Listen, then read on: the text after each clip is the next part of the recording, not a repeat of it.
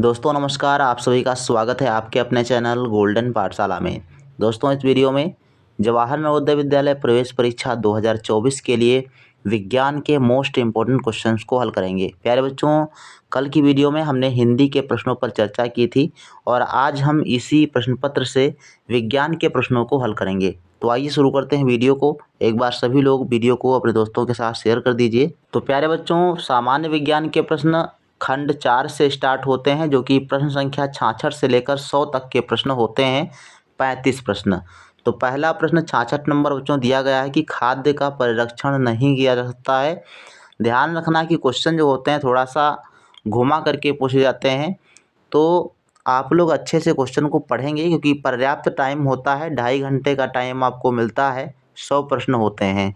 तो आइए देखते हैं, खाद्य को कमरे के तापमान पर प्लेट से ढकने से। दूसरा ऑप्शन है पहले उबालने और तब बहुत नीचे तापमान तक ठंडा करके परिबंधन करने से। तो इससे तो आपको खाना या खाद्य जो होता है उसको बचाया जा सकता है। वायुरोधी पैकेट में पैक करके गोदाम में रखने से, ये भी आपका सही होगा। साधारण नमक, चीनी, सिरका या तेल डालकर पाश्चुरीकरण करके वायुरोधी पैकेट में पैक करने से भी खाद्य का संरक्षण होता है। लेकिन सामान्य ताप पर अगर आप रखेंगे तो खाना जो है, खाद्य पदार्थ जो है वो ख़राब हो जाता है। तो राइट आंसर आपका फर्स्ट ऑप्शन इसमें हो जाएगा। इसके बाद है नेक्स्ट क्वेश्चन 67 नंबर, कौन सा एक गलत कथन है। तो कौन सा गलत कथन है उसको आपको छांटना है। लिखा है कि प्रोटोजोआ के कारण अतिसार व मलेरिया होता है, बिल्कुल सही इसमें है। और ईस्ट, चीनी, आटा, ईस्ट व गर्म पानी के मिश्रण के आयतन को घटाता है। ध्यान रखेंगे यहाँ पे घटाता नहीं, ये बढ़ा देता है आयतन। ठीक, तो आयतन बढ़ाएगा। ईस्ट जो होता है ये जो है आटे का आयतन जो होता है बढ़ा देता है, यहाँ पे घटाने की बात करी, तो यही आपका गलत कथन दिया गया है। तो इसका मतलब है राइट आंसर कौन सा हो जाएगा, बी ऑप्शन। इसके अलावा पढ़ सकते हैं आप, जैसे विषाणु के कारण जो है जुकाम, इन्फ्लुएंजा, पोलियो, छोटी माता होता है, सही है। जीवाणु के कारण टाइफाइड व क्षय रोग होता है, तो ये आपका सही दिया गया है, बी ऑप्शन इसमें। 68 नंबर क्वेश्चन दिया गया कि फसल उगाने की कृषि पद्धतियों का सही क्रम कौन सा है। तो इसमें देखेंगे बी वाला ऑप्शन। जुताई होती है खेत की, उसके बाद बुआई, फिर खाद देना होता है, फिर सिंचाई की जाती है, फिर खरपतवार हटाना होता है, उसके बाद कटाई की जाती है। तो ये आपका सही क्रम हो जाएगा, बी वाला option is the right answer. 69 number question है वर्षा ऋतु में उगाई जाने वाली फसलें क्या कहलाती हैं। तो जो वर्षा ऋतु में उगाई जाती हैं फसलें वह खरीफ की फसलें होती हैं, डी आंसर आपका सही है।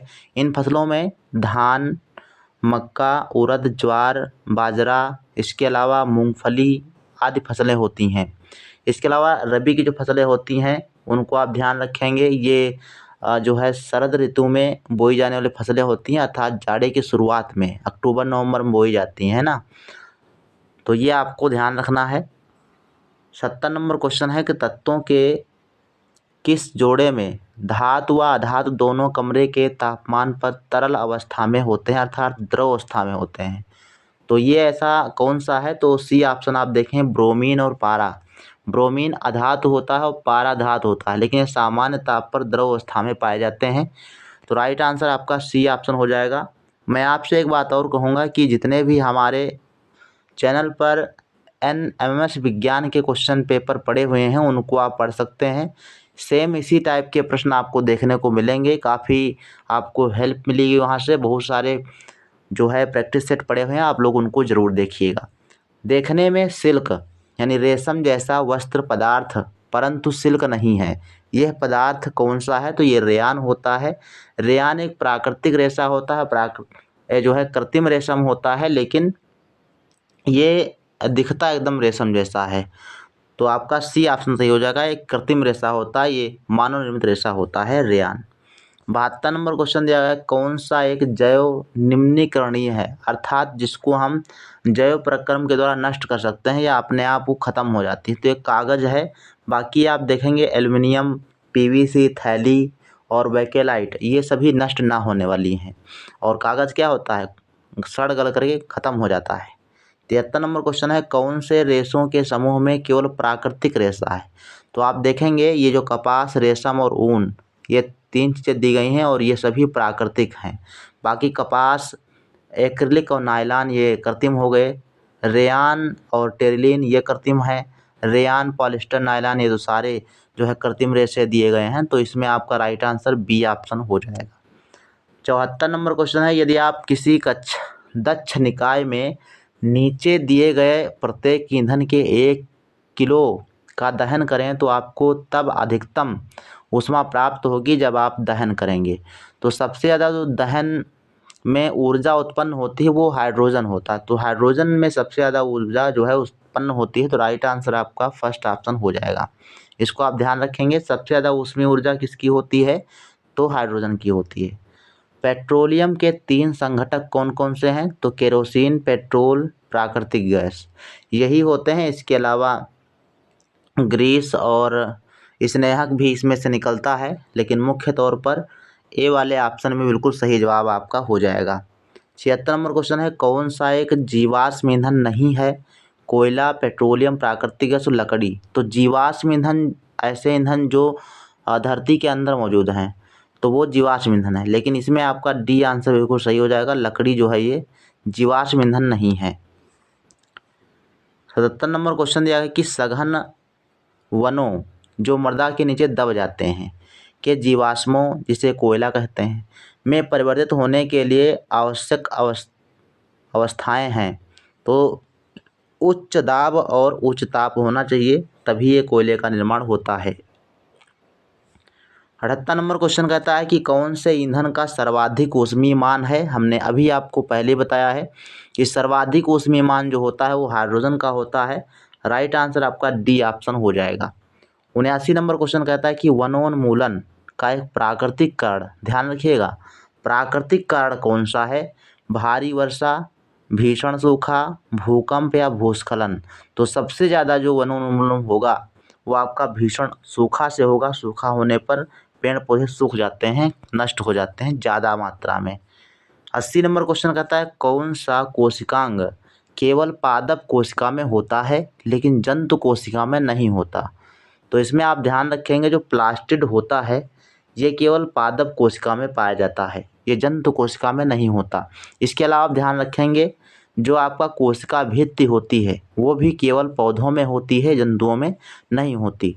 तो राइट आंसर आपका सी ऑप्शन इसमें हो जाएगा। 81 नंबर क्वेश्चन बच्चों पूछा गया कि क्षेत्र जहाँ जंतुओं को सार्वजनिक प्रदर्शनी के लिए रखा जाता है वो है? तो सार्वजनिक प्रदर्शनी अर्थात लोगों को दिखाने के लिए जानवरों को रखा जाता है, तो ऐसा स्थान कौन सा है? चिड़ियाघर, है ना, जू जिसको बोलते हो। तो डी ऑप्शन आपका सही हो जाएगा। 82 नंबर, निम्नलिखित में से सही कथन चुनिए। तो कौन सा सही कथन है ये बताना है। जरायुज जंतु अंडे देते हैं, बिल्कुल गलत बात है। जरायुज का मतलब है जो ऐसे जंतु जो जन्म देते हैं बच्चे को और दूध पिलाते हैं, तो वो जरायुज कहलाते हैं। लेकिन यहाँ पर अंडे देने की बात करी गई तो गलत हो जाएगा। गौरैया में बाह्य निषेचन होता है, ये भी आपका गलत है। और अमीबा द्विखंडन द्वारा जनन करता है, ये बिल्कुल सही है। और युग्मनज एकल कोशिका है, तो ये भी आपका गलत है। ठीक है, क्योंकि शुक्राणु और अंडाणु जब मिलेंगे तब युग्मनज का निर्माण होगा, और दोनों जो है अलग अलग कोशिका होती हैं, तो मिलेंगी तो बहुकोशिका तो हो ही जाना है। तो राइट आंसर आपका सी ऑप्शन इसमें होगा, जो अमीबा होता है वो द्विखंडन द्वारा जनन करता है। 83 नंबर है, बाह्य निषेचन इनमें से होता है। तो बाह्य निषेचन के लिए आप ध्यान रखेंगे, मेढक और मछली दोनों में बाह्य निषेचन होता है। सी ऑप्शन आपका सही जवाब हो जाएगा। 84 है, अग्न्याशय द्वारा उत्पन्न हार्मोन्स कौन सा है? तो अग्न्याशय से इंसुलिन नामक हार्मोन्स स्रावित होता है। C option is the right answer. और ये जो आपका दिया गया है एस्ट्रोजन और टेस्टोस्टेरोन, ये टेस्टोस्टेरोन जो है आपका पुरुष हार्मोन होता है, एस्ट्रोजन आपका स्त्री हार्मोन्स होता है। तो ध्यान रखेंगे, क्वेश्चन कई बार पूछा जा चुका है। किसी शरीर पर 2 बल जिनमें प्रत्येक बल 20 न्यूटन का है, एक ही समय लग रहे हैं, सबसे अधिक व सबसे कम नेट बल है। तो अगर दोनों बल एक साथ लगेंगे तो 20 न्यूटन 40 न्यूटन हो जाएगा। अधिकतम बल 40 न्यूटन और न्यूनतम बल 0 हो सकता है। तो सही आंसर आपका ए ऑप्शन हो जाएगा इसमें। इसके बाद है नेक्स्ट क्वेश्चन 86 नंबर, कोई गेंद किसी फर्श पर एक समान चाल से सरल रेखीय पथ पर गति कर रही है। इस कथन से आप यह निष्कर्ष निकाल सकते हैं कि गेंद पर कार्य करने वाला बल शून्य है, ऐसा नहीं है। अगर उस पर बल नहीं लग रहा तो फिर वो सरल रेखीय गति से चल कैसी रही है। तो ये पहला ऑप्शन तो आपको कट ही जाएगा। गेंद पर गुरुत्वाकर्षण बल कार्य नहीं करता, तो ये भी आपका गलत हो जाएगा। कोई भी वस्तु अगर वो यूनिवर्स में है, ब्रह्मांड में मौजूद है, तो उसमें जो है गुरुत्वाकर्षण तो लगना ही लगना है। ठीक, गेंद पर घर्षण बल के विरुद्ध कोई असंपर्क बल कार्य नहीं कर रहा, तो ये आपका सही होना चाहिए। कोई भी उसके विरुद्ध घर्षण असंपर्क बल काम नहीं कर रहा है। ठीक है, घर्षण बल लुढ़कने वाली वस्तुओं पर कार्य नहीं करता, ऐसा कुछ भी नहीं है। तो सही ऑप्शन आपका सी ऑप्शन हो जाएगा।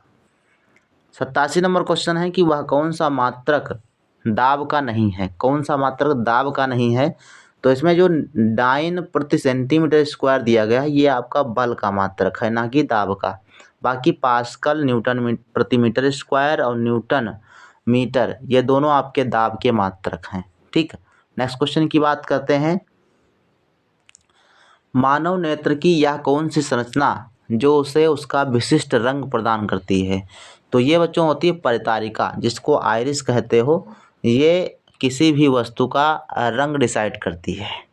इसके बाद है 89 नंबर, आपतित किरण व परावर्तित किरण के बीच का कोण 120 डिग्री है, तब आपतन कोण का मान क्या होगा? अब यहाँ देखो, ये आपका ये दो किरणें हैं, ये आपतित किरण इधर से है और ये परावर्तित किरण।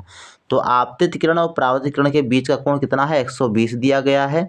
तो ये वाला अगर 120 है तो कह रहा है कि आपतन कोण का मान, तो आपतन कोण क्या होता है? अभिलंब और आपतित किरण के बीच का कोण क्या होता है? आपतन कोण होता है। तो आपतन कोण और परावर्तन कोण दोनों समान होते हैं। कुल मिला के 120 दिया गया है, तो 2 से भाग कर दीजिए, 60 अंश आपका सही जवाब हो जाएगा। B option is the right answer. ठीक है, इसके बाद 90 नंबर क्वेश्चन है, किसी वस्तु की अपनी माध्य स्थिति के इधर उधर अथवा आगे पीछे होने वाली गति जो ध्वनि उत्पन्न करती है, क्या कहते हैं? तो ध्वनि की बात करी जाएगी तो कंपन होगा। क्या होगा? कंपन होगा।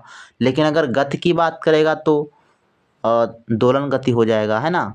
तो इसमें आपका राइट आंसर कंपन हो जाएगा, डी आंसर। ठीक है, 91 नंबर, विद्युत धारा का रासायनिक प्रभाव में प्रयोग नहीं होता। तो ऐसा कौन सा प्रयोग है जिसमें विद्युत धारा का रासायनिक प्रभाव नहीं होता? तो देखो, विद्युत अपघटन, इसमें आपका रासायनिक प्रभाव होता है। विद्युत लेपन और विद्युत मुद्रण, इनमें भी आपका रासायनिक प्रभाव काम करता है। लेकिन धारा द्वारा बल्ब का प्रकाश युक्त होना, ये ऊष्मा विद्युत का ऊष्मीय प्रभाव पर आधारित होता है।